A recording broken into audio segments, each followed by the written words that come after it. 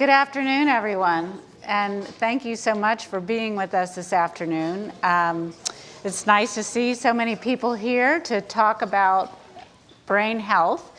This is our session on brain health for longevity, what works, what doesn't. And so we're going to spend the next hour talking about the latest in science and knowledge about exercise and diet and other social and factors that can really influence your brain health. So I'm going to get right down to it and introduce each of our speakers with, as we open up the questions for you all, but you should have their full bios on the app or on our website there.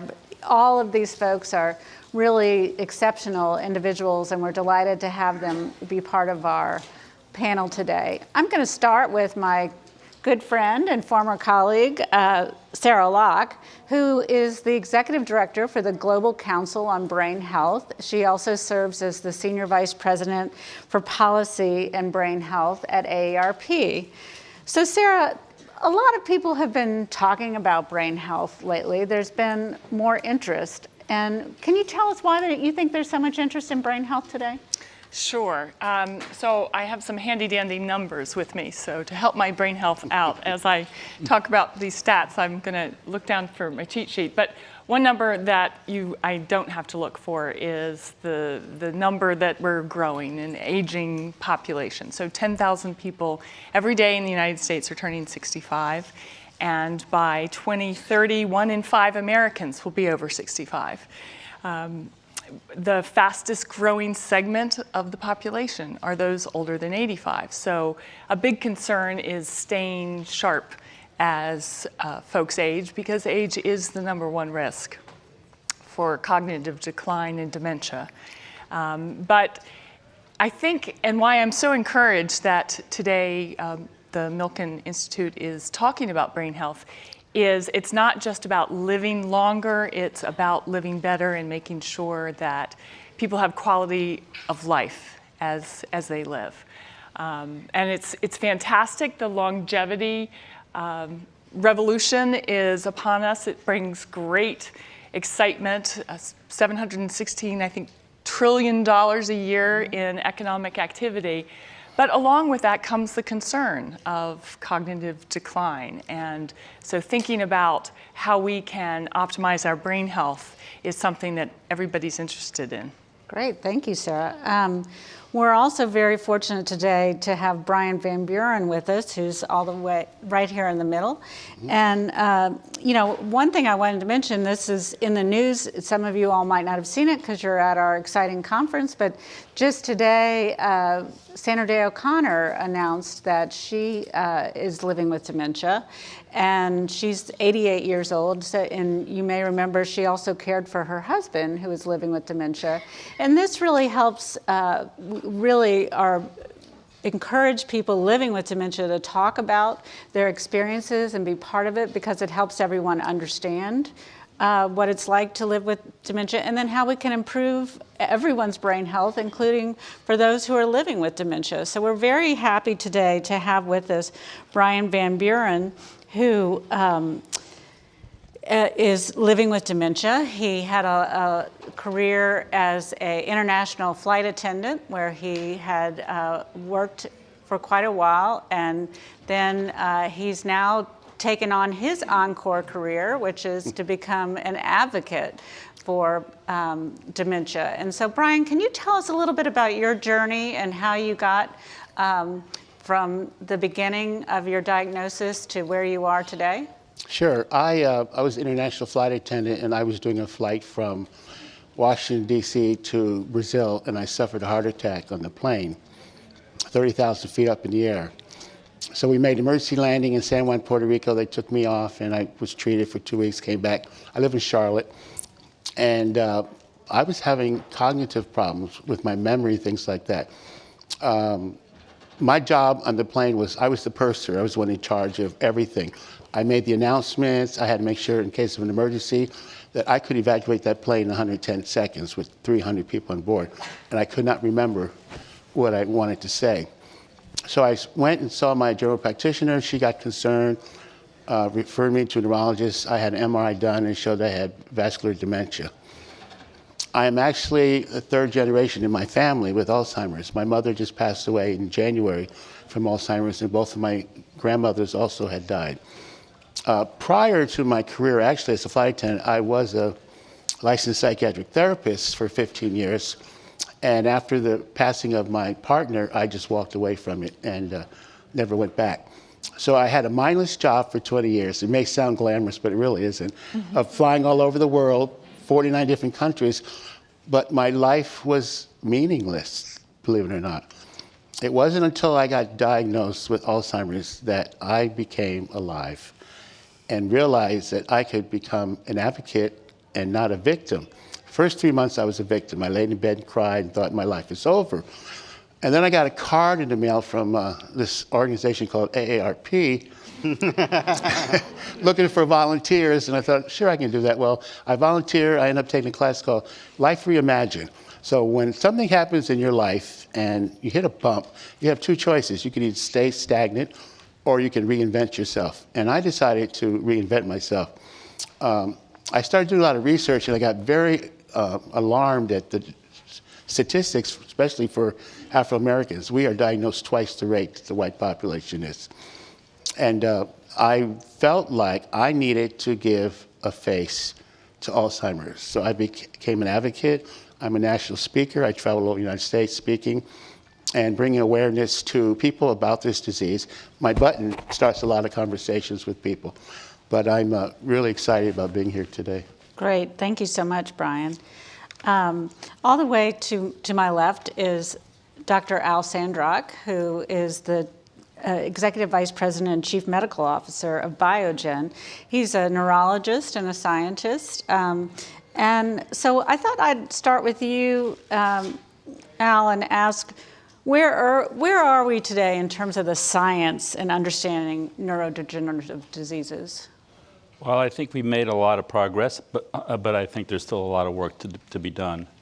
In the case of Alzheimer's disease, companies and academia are honing in on a few pathways. One is the beta amyloid pathway. And amyloid is a type of protein. So in all these neurodegenerative diseases, it seems that there's buildup of proteins in the brain, toxic proteins. When they misfold or when they aggregate, they are toxic to the connections between nerve cells or to the neurons themselves. And that's true in Alzheimer's disease. There's another protein that people are also targeting called tau. Both are thought to be building up in the brain and causing problems to the nerve cells. There are other pathways that are also being unraveled, inflammatory pathways, but I would say most of the companies are targeting beta amyloid and tau at the present time. And some of the clinical trials are in their last stages, phase 3. Great, thank you. And David Perlmutter, who's the Executive Vice Chancellor for Medical Affairs and Dean of the School of Medicine at Washington University in St. Louis, is with us today. Relatively new to the field, he's of course a medical doctor, new to the field of brain health. He's not, I should say, the David Perlmutter who wrote the book on grain brain. So if you have questions about that book, we'll reserve them for him. But he is certainly a scientist in his own right. And so we'd ask you, David, I told him I've been practicing because he told me about the new developments. They've gotten a grant from National Institute on Aging to study autophagy. I've been trying to pronounce that correctly all week. Alvaro tells me that's Nora. Good for my brain health to practice. When I even say my name correctly, Alvaro. Very good. There you go. David, go ahead, Thanks, please. Nora. And tell us about what you're doing there and what is autophagy for those of us who don't know. So thank you, and thanks to the Milken Institute for doing these programs. It's really inspiring to see what's going on here today. And I also am very honored to be here with all of you. And Brian, your story is what I think a lot of us want to wake up every morning and do something about. So I want to tell you a little bit about an exploding area of science. Every single day we see new discoveries related to this thing that's called autophagy. This is a process in every single cell which is essential for the health of every cell and essential for every cell in the brain. The genes responsible for this system were first discovered by a Japanese scientist, Yoshinori Ohsumi, who won the Nobel Prize in 2016, basically recognizing the potential of understanding this biological system. What is it? It's really the vacuum cleaner of the cell. It's there to clean the dirt. Some people actually call it the garbage disposal system of the cell. And what it does, and you heard Al mention protein aggregation, toxic proteins, this system is responsible for removing those toxic proteins, removing bad lipids that accumulate in cells. It actually removes parts of the cell that get worn down by use. So for instance, we have mitochondria, which are the engine of our cells. When the mitochondria get worn down, they must be removed by this autophagy system. We also now know that this system removes invading microbes. If a microbe gets in a cell, autophagy removes it. And lastly, actually not lastly, but very importantly, the autophagic system dampens inflammation and the tendency for cells to become carcinogenic. Powerful, powerful story. Some people actually call it the recycling system. And the reason they call it recycling is because when the bad proteins or lipids get destroyed, their constituent parts are released back into the cell to rebuild and remodel the cell. This is a story of how a cell maintains its health. We know that this process declines with aging. It starts declining at middle age. And we know if the process isn't functioning well, these proteins and lipids will accumulate in cells and make for cellular dysfunction. And in fact, we believe from a growing body of evidence that this is central to the aging process in every single system in our body. Recently, there was some data that surprised even me that autophagy plays a role in regulating DNA damage. We have thought of DNA damage as a way that the aging process accelerates, and somehow or other, autophagy is involved in that as well.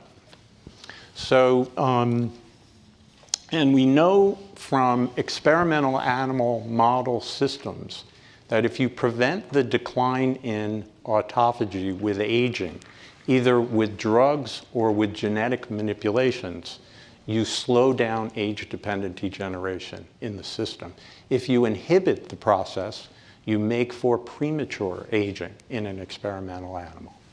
So this implies to us something that is more exciting than we ever believed. Two other really important things to mention, and then I will wrap up what I'm saying. One is the amazing thing about this process. It is stimulated by exercise and by caloric restriction, the very things that we associate with healthy living. So, and I'm sure we will talk more about this. We know that there is beginning evidence that diet, exercise, avoiding stress, sleep, and getting the proper amount of sleep, and what we do with our circadian rhythm are all vitally important to the health of the brain, and the health of cells system-wide. That is probably mediated, at least in part, by this garbage disposal system, this vacuum cleaner in the cell. And then the second thing that's exciting is we actually know of drugs that stimulate this system. These drugs are emerging now more rapidly, and some of the drugs are already FDA approved for other purposes.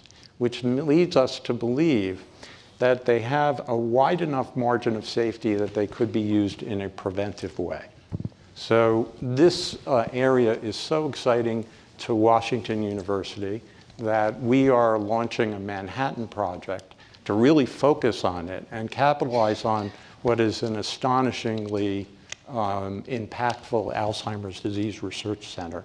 And I can tell you more about that as we go. Great, thank you. And Alvaro Fernandez, who is the author of SharpBrains Guide to Brain Fitness, has also pioneered something called pervasive neurotechnology. Can you tell us a little bit about what you've told people about in your SharpBrains Guide, and then what is this thing called neurotechnology? Thank you. So first, okay, so there are many things here, right? So brain fitness, why do we talk about brain fitness? It is because when we think of brain health or mental health, typically people think about disease. And we want to break that thinking, that mindset. Brain health, everyone has a brain. We have 7.5 billion brains in this planet, so how can we help everyone be more aware how it works, how to improve functionality, and how to delay disease? And we think that talking about fitness metaphor, it was a great way to engage people in the conversation at any level. And then the technology, the neurotechnology part comes because we analyze trends, we analyze investments, patents, research, and one thing we noticed is thousands of patents of Microsoft, Google, Apple, all the digital tech company thinking how we can use these digital technologies to either assess brain function or to improve brain function. So we coined the pervasive neurotechnology because it's not going to be just in a lab or just this very expensive MRI machine in a hospital. Every device, a phone, a computer, is going to be technology that we can use to monitor ourselves and to improve ourselves, or frankly, to worsen ourselves. And that's the point with multitasking, with also negative implications of neurotechnology, but we wanted to make people aware that there's an explosion of technology. And just to give you two very quick examples, one, we noticed many car companies are developing sensors to detect if when you are driving, you are about to fall asleep. And the question there is, well, what do they do in that context? Do they wake you up? Do they stop the car? Do they call the police, right? So it's going to be very interesting to think ahead.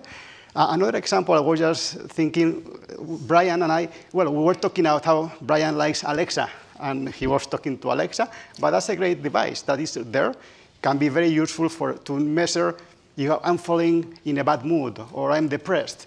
Maybe it will play some music, my favorite music. And then when I heard David, I already have a vision of the future when you said, Alexa, clean my brain. and somehow it will trigger something, and then you will wake up, okay, fresh for a new day. Great, thank you so much. And just to stick on that theme a little bit, Brian did share with us how much he has become fond of Alexa. And Brian, can you tell us a little bit about how you work with Alexa every day? Sure. Number one, she's my roommate. She controls everything in my house, the lights, the music, the heat, the doors, everything. I would be lost if I didn't have my iPhone, and it keeps me focused, and it allows me to remember things. She'll even tell me where I left my keys, because when I come in the house, I say, Alexa, my keys are such and such place. But then when I can't find them, I ask her, and she'll tell me where they are. That's great, thank you. So I thought I'd just open it up and ask a couple questions, because I know, Sarah, at the Global Council on Brain Health, you all are really putting together what we know about what's the best evidence about what we know about exercise and nutrition and mental health and all those issues. So I thought I'd start with, because we've talked some a bit, when Al and I had our conversation, he was telling me everything they were learning about how important sleep was. And I said, well, after the talk, I said, well, now that I talked to you, I feel like I need to go take a nap. but I'm definitely really excited about that, because I know, and Brian has shared as well, that if you don't get enough sleep, that can really affect your brain health. So Al, do you want to tell us a little bit about what you've all learned about sleep? Well, it turns out that sleep actually removes amyloid, that while you're sleeping, amyloid is cleared from the brain. So it may be one of the reasons why we need to sleep. I don't know, but without it, I'd worry that there would be abnormal amyloid buildup. Our drugs are doing exactly the same thing. They're actually, the one that we have in phase 3 is binding to the amyloid plaque. It's an antibody, goes into the brain, binds to the amyloid plaque, and there are these cells that come to the amyloid plaque and start chewing the plaque down. And we can actually see in humans by PET scans that the plaque is being removed when we treat with this medicine. Great. Any other thoughts on sleep? Well, I would like to add on that, because often I think everyone would know sleep is important, right? What is very interesting is what tools are going to help us sleep better and have better quality of sleep. And that could be as simple as maybe some meditation that for 5 minutes you do to get into the right mindset before going to sleep. It could be these people now doing, pretty scary things. Now I'm going to go a bit futuristic, like called TDCS, transcranial magnetic stimulation, that you can stimulate some neuronal pathways that calm you, and then you are more likely to sleep a full night. And if you know how to use that technology in the morning, you can do the opposite. You can do a different target to be more alert and to be ready for the day, like coffee.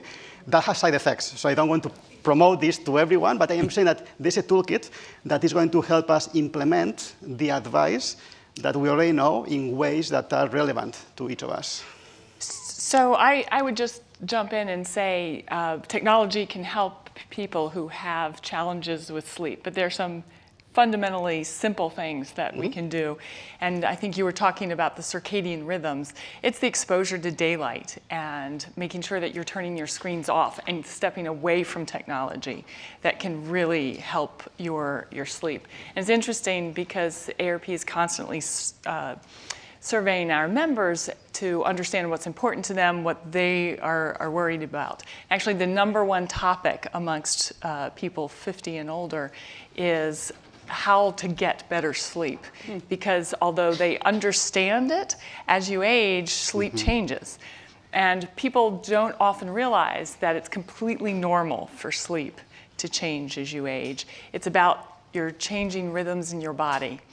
And so when the Global Council on Brain Health got together and we collected the sleep experts from all around the world, of course, we were focused on cognitive health, but what was a great shock to us was to learn the evidence around just how important sleep is to healthy aging across the board, across all diseases.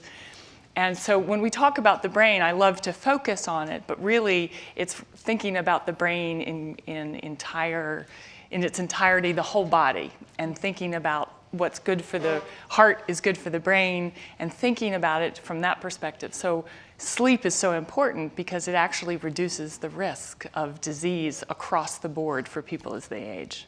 Great. And I find sleep to be very important when it comes to brain health. I used to sleep maybe 2-3 hours a night, and I would wake up 4 or 5 times. So my whole day was ruined. I would be exhausted. I would fall asleep. And then I listened to my doctor and used a CPAP machine. And for the first time in my life, I had 8 hours sleep. And I could not believe the difference. When I woke up that morning, I was like, wow, this is what it means to have sleep. So I use it every night now. I'm faithful, and I found it really makes a difference. Yeah, sleep apnea in specific is is known to lead to more amyloid and tau deposition in the brain in experimental animals. So what you were experiencing with that is sleep apnea. And related to that, I think it is also stress. I think all of us have talked about stress. All of us in the audience can relate to stress. Sometimes that's what keeps us from sleeping. What do we know about the relationship of stress or stress reduction on our brain health? So I'll jump in because we just happened to have published a report on the relationship of mental well-being to cognitive health. And it was a fascinating study to have people from all different disciplines come together and talk about this topic. We need more evidence on it before we can make conclusions. But the relationship between being able to successfully manage stress and anxiety and the things that are good for you to help you do that, which are all common sense kinds of things, but it's shown to make a significant difference in people's concepts of well-being, their own self-reported well-being, as well as their functional status, their cognitive function. So the idea that you can build resiliency and you can manage stress, you can do it through, we were talking at lunch today about meditation, but basic lifestyle interventions like exercise, good diet, sleep, of course, and what's so interesting to me is purpose in life. The relationship and some of the best studies and evidence we have about purpose in life and its relationship to dementia specifically is, of all of the elements evaluated, having purpose in life, when we're talking about elements of mental well-being, having purpose in life is associated with a 20% reduction in incidence of dementia. And that's a tremendous statistic. And then we find that in our surveys, that folks who are able to manage their stress more successfully report better cognitive function and mental well-being.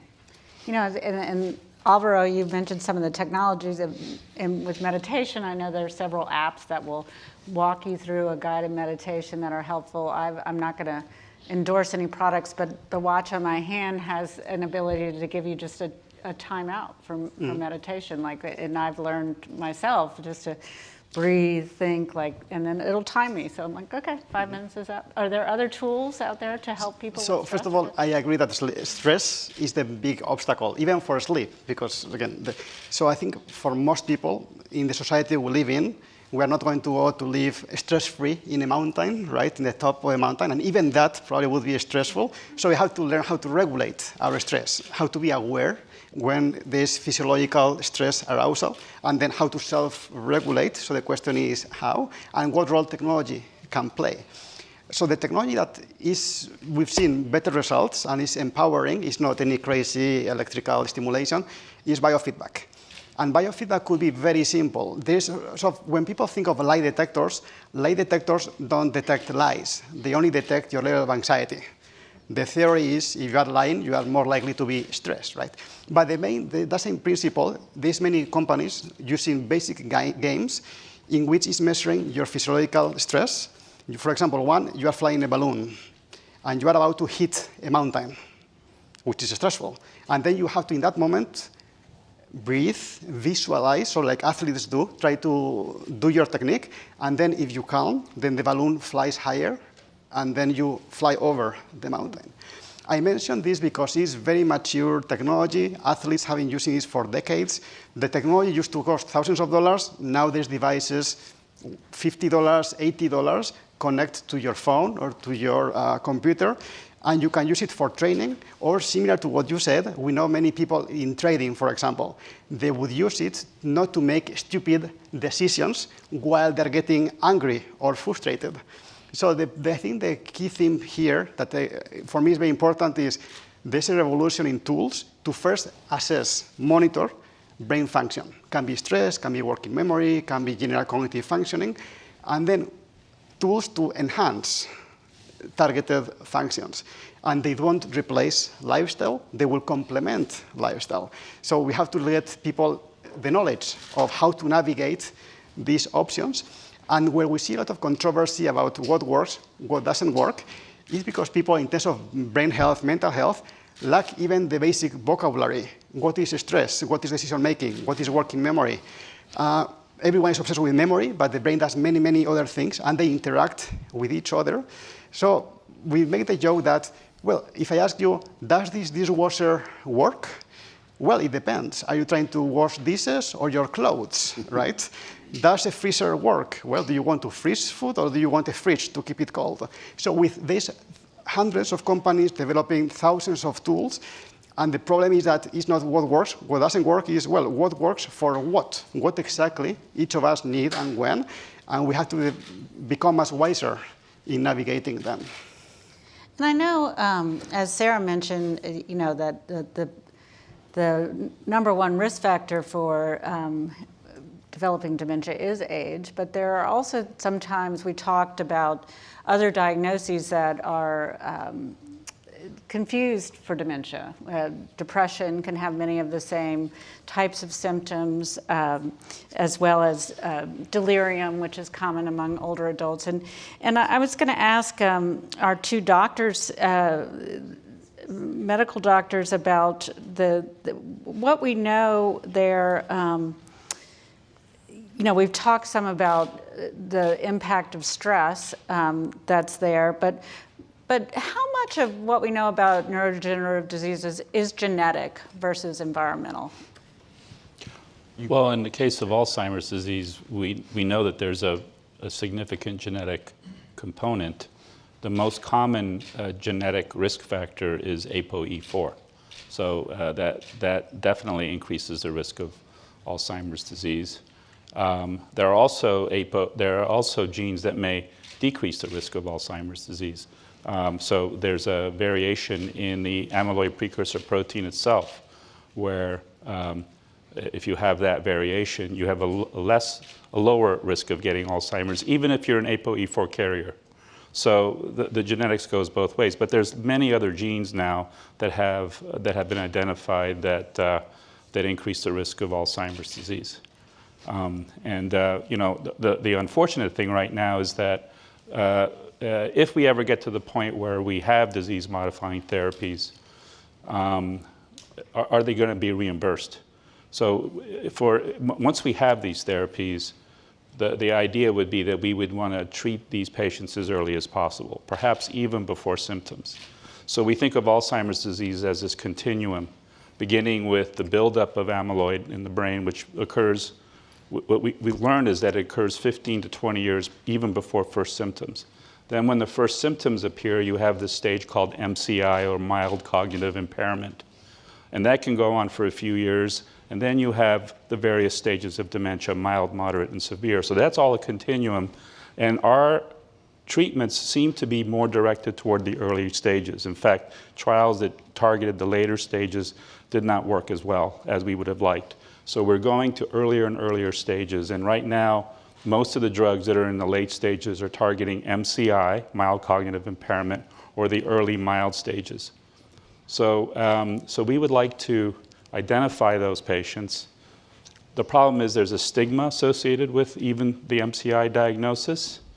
The problem is finding those patients. And if we knew about the genetic, getting back to your question, if we knew about the genetic risk factors, if people could find out what their genetic risk is, maybe they would be more open to being screened, for example, or assessed, the way we do for other diseases. If you have a risk of developing colon cancer, for example, you're going to get screened on a routine basis and so forth. Yeah, and I would add that we're learning that not all dementia is Alzheimer's disease. There are other rare diseases that cause dementia, and although they tend to have the common problem of protein aggregation, they affect different parts of the brain. We know that we're still not at a point where we have good diagnostic tests. We know that we have to invest in making better human models of the disease in order to make progress. One of the interesting things for us at Washington University when you talk about genetics, we have a trial ongoing right now called the DIAN trial with dominantly inherited Alzheimer's disease, which is probably less than 1% of the total population. But these are people who have known genetic causes, who develop a very aggressive form of the disease with what's called 75% penetrance, meaning that when this gets diagnosed genetically, it's almost certain that they're going to get the dementia, and they're going to get it in their 40s and their 50s. The DIAN trial has collected 500 such patients from across the world who enter into the trial, and the new grant, the that the Diane trial just received from the National Institute of Aging, which is the biggest grant ever given by NIA, $88 million, is to begin a primary prevention trial in this population because it's genomically defined, and it allows us to do a kind of clinical trial that's much more likely to be effective. The funding will support the first 5 years of the trial. And what's meant by primary prevention is that you start a drug therapy before there's any deposition of amyloid beta. And we can now, with the kind of imaging tools that are out there, we can see the deposition using PET scanning. And there's the beginnings of a process. I think the real breakthrough is going to be having therapies that have a wide enough margin of safety that we can use them early. So let's talk a little bit about stigma, because I know some of it. I have a family history of dementia. I have also a family history of breast cancer. There are people who don't want to get that diagnosis because they don't think that there's hope out there for them. And so they're afraid of it. We know from many physicians that they don't like giving that diagnosis. So they find anything else to rule out first before they get there. But we know to advance in science, we need to have people participating in the clinical trials.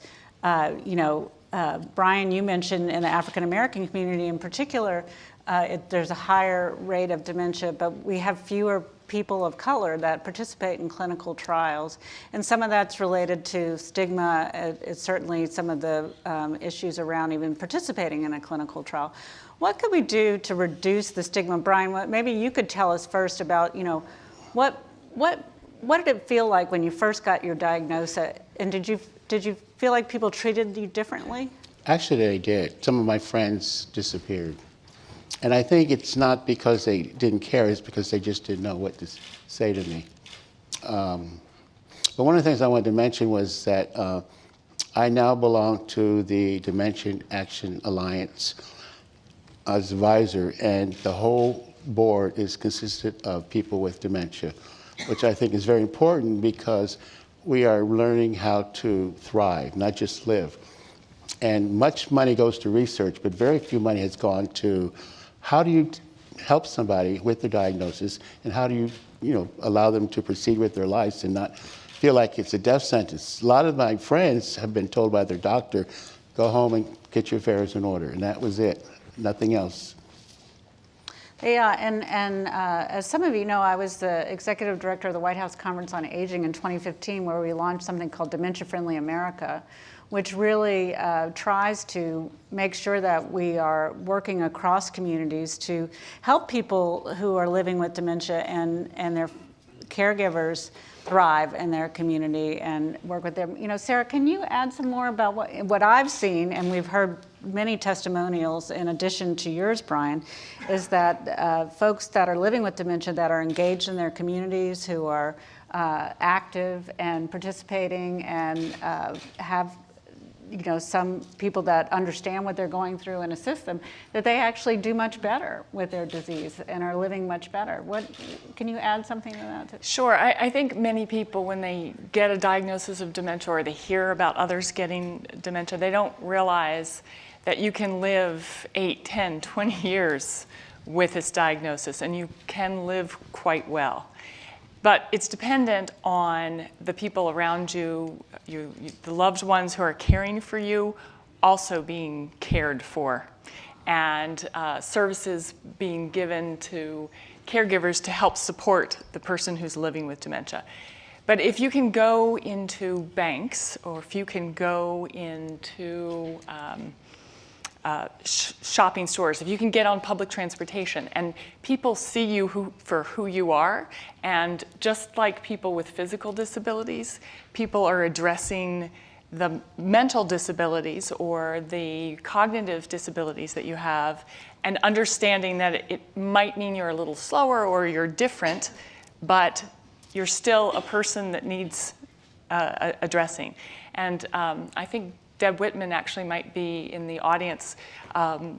She leads our public policy department, and her initiative around BankSafe, because so often people who are aging, one of the very first symptoms of dementia is inability to manage your finances. So if banks are empowered to address this issue, then you're going to decrease the chances of fraud and abuse for people who might have some early stage or even late stage dementia. Making sure that the community is addressing those needs, whether it's in churches or accountants and lawyers, there is a tremendous amount that housing, transportation, changing these systems to address people's needs, however they're functioning for 10, 20 years, can make a huge difference, not only for the person who's living with dementia, but for the community itself from a cost perspective. Because empowering people to live at home, which is where they want to live, in their communities, keep them vibrantly participating in their communities. And so the initiatives around Dementia Friendly America is about educating and showing people the simple steps that they can do in their community to change the game so that it's not stigmatized, it's just accepted as part of living. And you know, it's interesting, we're talking about some of those lifestyle issues that help individuals. The same kinds of interventions that help caregivers and help people living with dementia are the same interventions that actually can reduce costs for the healthcare system. And so looking for community solutions to some of the problems that are associated with dementia has potential, huge potential to make a big difference. Great. Can I Go jump ahead. a second? Because I think, so I agree, but one, I think, typical misconception is thinking dementia or all these diagnostics are binaries. You have them, you don't have them, and it's a continuum. So even if someone is diagnosed, and as you say, it's going to be 10, 15, 20 more years, that trajectory for the next 20 years is going to depend on the lifestyle and the support and the type of life of that person right now. So it's very important not to think someone is lost or someone is beyond an arbitrary threshold. That's not how it works. It's a continuum. And another misconception is that, okay, we cannot cure Alzheimer's right now. So there's sort of hope in the future. And that is true, but misleading, because there's ways to delay the onset, to delay the symptoms. And that's why we're talking about exercise, stress, sleep, all these things, which from a practical purpose, if you tell me I can help you delay symptoms 5 years, 10 years, that's great. Then maybe I will have Alzheimer's in the end, maybe 5 years instead of 10 or 15. So a lot of emphasis in Canada, in Europe, in Asia, where they have stronger public health systems, is how to change the culture and how to make sure there's public health campaigns to help people adopt, from an aging perspective, those more healthy lifestyles, because they realize if we can delay symptoms 5 years, they can cut prevalence of dementia by in half. Right? So that's public health approach. I think in the US, we do technology very well, public health very poorly. But that's a huge, huge opportunity that we should talk about. I just have to give a plug since you mentioned public health. Sarah and I were, and several people in the audience were part of the CDC, Centers for Disease Control and Alzheimer's Association Healthy Brain Roadmap that was just released and really does try to make there be more awareness in the public health community about the risk factors associated with it and how to keep your brain healthy, which I think is really active. And so I would just say, because I know recruiting people to clinical trials can be a challenge, do you think if we, part of the issue is to help people understand that, you know, there is hope, even if you have this diagnosis, that you can extend your lifespan, that you can live more healthily. Would that help? Al or David, you think, in recruiting people, or what are some other things we might do? Well, I think hope is a key factor. And I'm hopeful that once we start with the first disease-modifying therapy, it probably won't be a cure.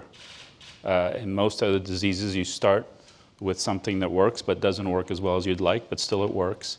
That's going to increase hope. And it's going to make people want to enroll in clinical trials, but also maybe raise their hand and to get evaluated so that they can get on treatment as early as possible. I think also publicizing the impact of diet and exercise and sleep, and it's not commonly known that those things have delayed the progression of the disease. I think that, so there's from a public health perspective, there's the communication and implementation of those things. Once, if that were to be effective and we could get more people to participate in clinical trials, I think we are rapidly entering a stage in which we don't have enough people to go to trial the therapeutic ideas that are out there.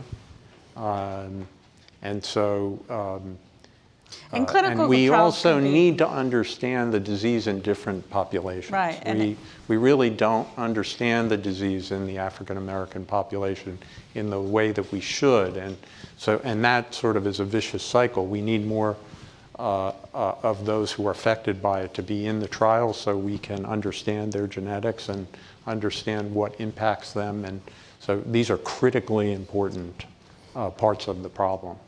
Great. So I want. Oh, go. I was just going to say, some of the barriers have to be eliminated. I've been denied access to a couple of trials because, number one, I have type 2 diabetes, but also because I live alone, and they want people who have partners or someone around who can also be involved and participate.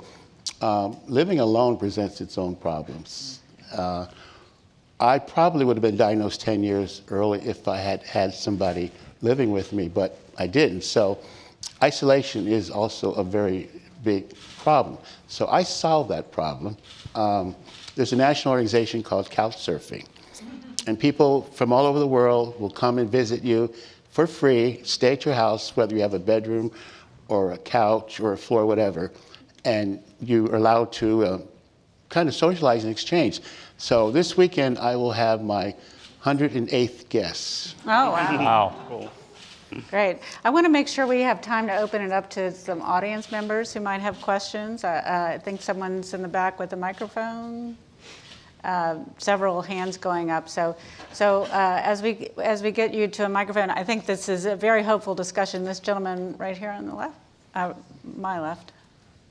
Thank you very much. And please introduce yourself so we know who you are and where you're from. Good afternoon. Jeff Wilkinson from Boston University. Very interesting panel. Thank you very much. Much of the focus has been on individual risk factors and treatment. And I wonder if the same kind of information we know about social determinants of health affecting other chronic disease and various other conditions and factors are at play here. And particularly, does incidence and rates of dementia in OPEC countries with superior investment in housing, food security, education, and other social services differ from the United States? So on the socioeconomic determinants of health, yes, it has a huge impact, of course. I remember with the sleep study, thinking about who's getting adequate sleep, and people in urban settings, in poor neighborhoods where the lights are left on all the time, are being evaluated, and there's great concern about the impact of the urban environment on sleep and the ability to exercise. So I know a lot of the experts that we at the Global Council work with are trying to address that, but I think one of the other panelists talked about the lack of evidence across populations, and it's a huge issue across the globe. This is going to affect low and middle income countries to a far greater degree. We expect the rates of dementia to soar in those countries, and it's going to be a big challenge to address those needs. But we can learn a lot from that and share insights both ways, and we're going to need to do that. I would just want to add, Brian just mentioned it, type 2 diabetes is a very important comorbidity, and of course I'm going to say both of them are related to the fundamental aging process, and that and so the challenge is, can we develop ways to ameliorate the basic aging process? we know in experimental animal models that if you prevent the decline in autophagy, you can prevent both type 2 diabetes and cognitive decline. So there's a lot out there that we can begin to address those comorbidities. Why don't we try to go to some few more questions, just so we have a lot of hands in the room, so I know we're not going to get to them all. So this man right here. Hi, I'm Dr. Mark Hyman. I'm the director of the Center for Functional Medicine at Cleveland Clinic. And functional medicine is an approach that deals with systems issues and multimodal interventions to deal with root causes of disease. And in dementia and Alzheimer's, we have tremendous success in not just preventing it, but also taking people with mild Alzheimer's or MCI and actually stopping or reversing it. And I think it's an underappreciated model of multimodal interventions that isn't typical in conventional therapy. And you're talking about exercise, sleep, diet, autophagy, which is actually induced by intermittent fasting or ketogenic diets. And putting things together in a systematic way will often yield much faster results and better results. And the challenge is getting research and the funding for these type of interventions, which aren't, a single drug or a single pathway or a single intervention. And, it just makes sense. Why would you study sleep and exercise and diet and all separately? You look at the finger trial and the pointer trial, which the only trial has shown a reduction in progression of Alzheimer's, which is all lifestyle. But this is sort of lifestyle 2.0. So I'd love to hear your thoughts on how do we begin to sort of look at putting these interventions together in a systems approach to deal with all the various factors that are affecting people, whether it's diet, exercise, sleep, hormonal dysregulation, nutritional deficiencies, toxins, the microbiome, mitochondrial dysfunction, talking about mitochondria. They're all modifiable through a really thoughtful, systematic approach that's based on functional medicine. So I'd love to hear your thoughts. Al. Well, one approach might be real-world evidence. So if a drug gets approved, or even if a drug doesn't, it may be very difficult to study the combination, all these various possible combinations of interventions. But one approach might be real-world evidence, where you can gather data from tens of thousands of patients in a systematic way and bring it together and try to make sense out of that and see what combinations seem to be working. Because as I agree with you, what we typically do is we assess monotherapies first. Does this drug work or does this intervention work? And then we can try to combine. We keep that intervention and then we add another one on top. That could take forever to do. So I think the idea of using real-world evidence might be the best, the quickest approach. May I say that from a conceptual perspective, I love functional medicine because, the brain is a system, so you have to approach it that way, how to monitor, how to enhance it. And the two professions that we see a lot, they are adopting all these new tools, are speech pathologists and occupational therapists, because they also see that the goal here is not just absence of disease, it's how to maintain function, to enhance and to delay problems. The point there often is reimbursement, and typically it's not very clear how that works, and that's a big problem. Right with the microphone. Yeah. Joe Maroon, a neurosurgeon at the University of Pittsburgh. A question kind of along the lines of Mark's in terms of specific agents that you might mention, like metformin, nicotinamide riboside, other agents that enhance mitochondrial function, and agents that might, you alluded to, Doctor, enhance autophagy. Well, metformin, for example, is, there's some evidence that it prolongs life in experimental animals. It's not known whether that works through autophagy or not. That may have a separate metabolic basis. I believe we will eventually show that it works through autophagy. But right now, there's no evidence for that. But what's remarkable is that there are quite a number of drugs that have this property. And there are now numerous approaches to targeting the autophagy pathway for therapy.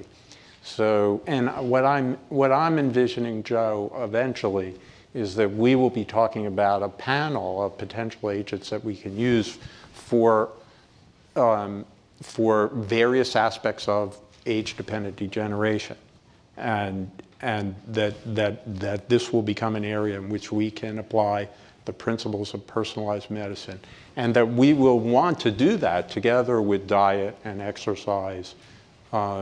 Somebody was asking me right before the meeting about caloric restriction. Well, why can't we do that? Well, the data shows that you would have to reduce your caloric intake by 20% over a prolonged period of time, and that's, as far as we know from clinical medicine, not a practical solution. So what we would be thinking about is drugs, exercise, diet, stress reduction, all together as a program to promote our overall health. Great. I'm not sure who's next. It's so hard. Why don't we take we haven't heard from a woman yet, so I'm going to take that gender diversity there. I think about 3 weeks ago there was an article in the New York Times, and I'm asking this question, it's kind of personal, but and it was about a doctor in Japan, and he had a patient who was in his early 20s, had schizophrenia, and basically, unfortunately, he developed leukemia. And so he had to have a bone marrow transplant, and then he realized after the bone marrow transplant, he was no longer schizophrenic. And then at the tail end of the article, they discussed the use of probiotics for people with bipolar, and I guess they've noticed almost like a 70% decrease in manic episodes. Any information about that? I don't know that article, so there's I will just say there's a session tomorrow on mental health resilience where we'll have Josh Gordon, who's the director of the National Institute on Mental Health, and he actually has some interesting studies about what they're finding about schizophrenia and some of the changes that have happened there. We also have a session on loneliness tomorrow, so please come back. There's a lot of good things happening. So the gentleman here with the mic. Yeah, hi. I'm Mark Fisher. I'm a neurologist at Beth Israel Deaconess Medical Center in Boston. So I have a comment and a question. My comment is that some in the audience may not be aware of the fact that there's increasing evidence that in advanced countries, the incidence of dementia is declining substantially, which leads to my question. There's really been very little discussion here today about the role of vascular disease and vascular risk factors in the development of dementia. And that's probably one of the important factors for the decline. So if the panel could comment on that. Yeah, so I just asked, since we are running out of time, just give a quick answer to that, and then I'd ask each of you just to leave us on a place of hope of what you see as the future of brain health, but to answer the gentleman's question about vascular disease. Well, it's in the FINGER study, right? Yeah. The FINGER study included vascular monitoring as a part of the package that led to an improvement in outcome. But I agree with you, Mark, that I think it's tantalizing to believe that what we're doing for atherosclerosis in terms of blood pressure control and cholesterol lowering is actually having an impact not just on atherosclerotic disease, but also on dementia. And as you know, many patients who come in with Alzheimer's disease also have a vascular element as well. And so the interaction of the vascular piece with amyloid and tau is probably real. So vascular factors are huge, but the other issues related to education and levels of education. Okay, so rapid fire. Give us, start with you, Al, hope for the future for brain health. Well, I think we've learned a huge amount in the last few years. I think the technology is coming together with treatments, with interventions, not only in lifestyle, but also hopefully soon drugs. And I look forward to the day where we'll recognize people who are at risk and treat as early as possible, and maybe even prevent dementia from occurring at all. Brian. One is take better care of yourself. But also, I put together a treatment team for myself, which has really helped a lot. Right, and you mentioned that trying to lower your diabetes, exercise has made your brain clearer. You can remember things more. Yes, but also I found out your testosterone level plays a part in brain health.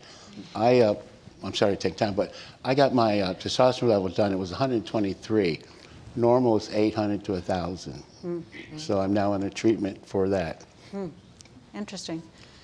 David? Hats off to the Milken Institute. This is an incredibly important subject, and we really need to get on top of it. Terrific, thank you. So just to help people implement behavior change. Great. Amen. I would say the same way that think of fitness, physical fitness, how as industry movement has evolved the last 50 years, 60 years. I think the same thing will happen with brain fitness, mental fitness, whole industry, counselors, trainers, tools to help everyone be more in control of our own brain health and mental health. Terrific. And as you saw, there were many more questions than we were able to answer, which is exciting for those of us who've been working on these issues. That there's so much interest now, and I think, and that gives me great hope for the future. So please join me in thanking our wonderful panel, and I'm sure they'll be happy to answer